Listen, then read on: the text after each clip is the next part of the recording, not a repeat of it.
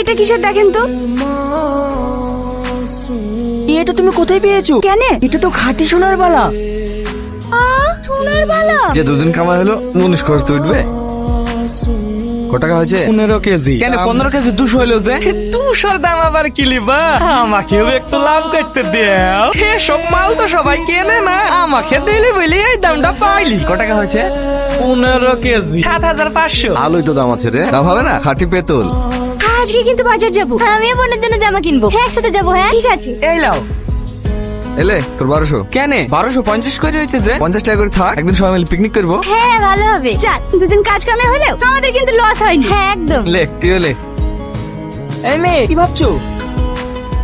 এটা ভেঙে সুন্দর করে দুটো বালা বানিয়ে দিই। না না, এটার ক টাকা দাম হবে? বিক্রি করবে? 50 গ্রাম হচ্ছে, লাখ দিয়ে হবে। টাকা দেবো? 2 লাখ? হ্যাঁ টাকা দেবো। 200 গ্রাম তুই এমনি ছেড়ে দিয়েছি। কম হচ্ছে, 4 লাখ করে দিচ্ছি।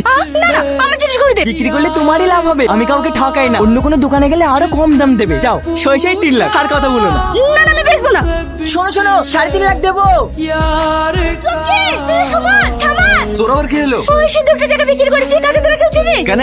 আরে বল না, ওই সিঁদুরটা পেতলের ছিল না, ওটা সিঁদুরটাই সোনার ছিল।